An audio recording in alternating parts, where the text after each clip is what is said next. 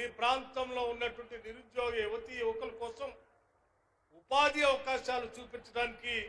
దాదాపు 2200 కోట్ల రూపాయలు ఈ ఒక్క రోజే ఈ శాసనసభ నియోజకవర్గంలో పంపిణీ చేయటం జరిగిందని చెప్పడానికి కూడా ప్రజాప్రభుత్వంగా సంతోషిస్తా ఉన్నాం. దీనిలో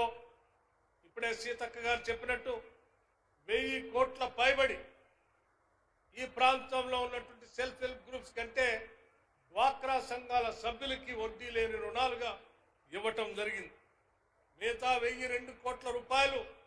200 కోట్ల రూపాయలు మిగతా ఉపాధి అవకాశాల కోసం వ్యవసాయ పరంగా ఆధారపడి ఉన్నటువంటి వాళ్ళకి ఇతరత్ర ఎంఎస్ఎంఈలకి నిరుద్యోగ యువతి యువకులకి ఉపాధి కల్పించే విధంగా ఈరోజు పెద్ద ఎత్తున ఈ నియోజకవర్గంలో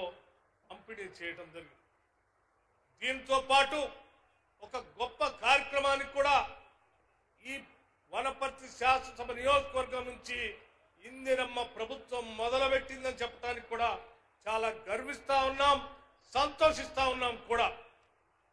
అనాదిగా ఈ రాష్ట్రంలో ఆనాటి ఉమ్మడి రాష్ట్రంలో ఎస్సీ ఫైనాన్స్ కార్పొరేషన్ నుంచి కానీ లేకపోతే ట్రైబల్ కార్పొరేషన్ నుంచి కానీ మైనార్టీ కార్పొరేషన్ నుంచి కానీ బీసీ కార్పొరేషన్ నుంచి కానీ గత ఉమ్మడి ప్రభుత్వంలో అనేక సంవత్సరాలు నిరుద్యోగ యువతీ యువకులందరూ కూడా ఉపాధి అవకాశాల కోసం నిధులు సమకూరుస్తూ ఉండేవాడు. దురదృష్టం కొట్లాడి తెచ్చుకున్న తెలంగాణ రాష్ట్రంలో 10 సంవత్సరాలు ఏ సామాజికంగా వెనకబడి ఉన్నారో ఈ వర్గాలు వాళ్ళందరికీ సహాయం చేయడం కోసం పనికొచ్చేటువంటి ఈ ఫైనాన్స్ కార్పొరేషన్స్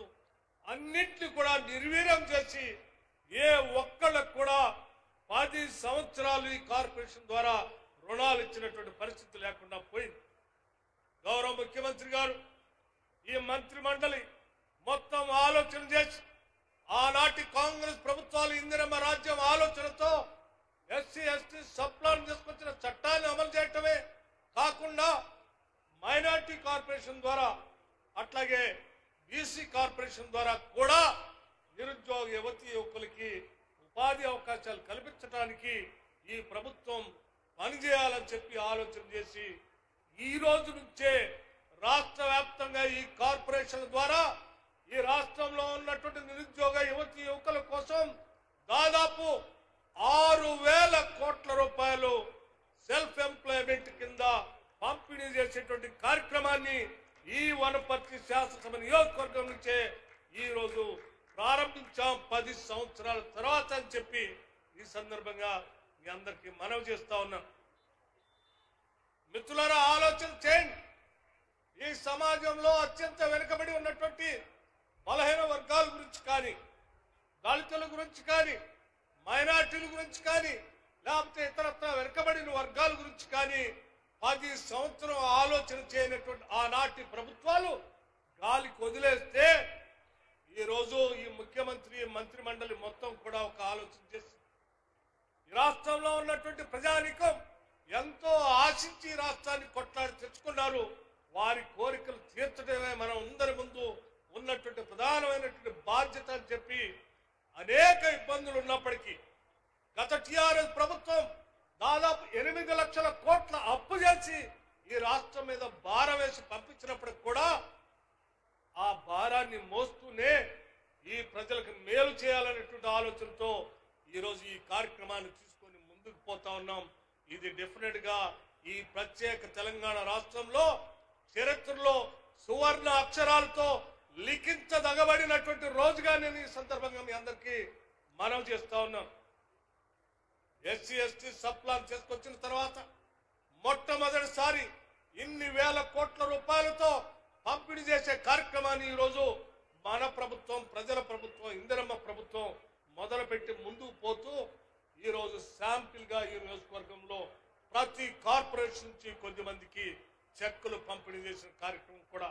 మొదలుపెట్టాం. ఈ 6000 కోట్ల రూపాయలకు సంబంధించినటువంటి లబ్ధిదారులకు సంబంధించిన సమస్త వ్యవస్థను తయారు చేసుకొని రేపు ఫిబ్రవరి, మార్చి, ఏప్రిల్ 14 డాక్టర్ బాబాసాహెబ్ అంబేద్కర్ జన్మదినం నాటికి ఈ రాష్ట్రంలో దాదాపు రాష్ట్ర ప్రభుత్వ నిధులు బ్యాంకింగ్ లింకులతో కలిపి నిరుద్యోగ యువతీ యువకులకి స్వయం ఉపాధి అవకాశాలు కల్పించడానికి 6,000 కోట్ల రూపాయల పంపిణీ కార్యక్రమం ఏప్రిల్ 14 బాబాసాహెబ్ అంబేద్కర్ జయంతి నాడు ఈ రాష్ట్రంలో ఈ ముఖ్యమంత్రి రేవంత్ రెడ్డి గారి చేతుల మీద తిరిగి పంపిణీ చేసే కార్యక్రమం పెద్ద ఎత్తున అనేక నియోజకవర్గాల్లో ఒకటేసారి మొదలవుతుందని కూడా ఈ సందర్భంగా మీ అందరికీ మనవి చేస్తా ఉన్నాం. ఇది సంక్షేమం కోసం ఈ ప్రభుత్వం చేసేటువంటి ఆలోచన. అట్లాగే ఈ రాష్ట్రంలో వ్యవసాయం చేస్తూ ఈ రాష్ట్రాన్ని ధాన్యాగారంగా మార్చినటువంటి రైతాంగ సోదరులకి మేలు చేయాలని ఆలోచనతో ఈ రాష్ట్ర ప్రభుత్వం ఆనాడు ఎన్నికల కంటే ముందు ఇచ్చినటువంటి మాట ప్రకారం 2 లక్షల రూపు రుణమాఫీ ఉన్నటువంటి వాళ్ళందరికీ 2 లక్షల వరకు రుణమాఫీ చేస్తామని చెప్పిన మాటను నిలబెట్టుకోవటం కోసం ఇచ్చిన మాట ప్రకారం ముఖ్యమంత్రి ప్రకటన చేస్తే ఈ రాష్ట్ర ప్రభుత్వం ఈ 2 లక్షల లోపల ఉన్నటువంటి రుణాల్ని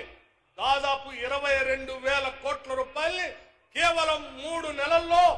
ఈ రాష్ట్రంలో ఉన్నటువంటి రైతాంగ సోదరుల అకౌంట్లో వేసినటువంటి చరిత్ర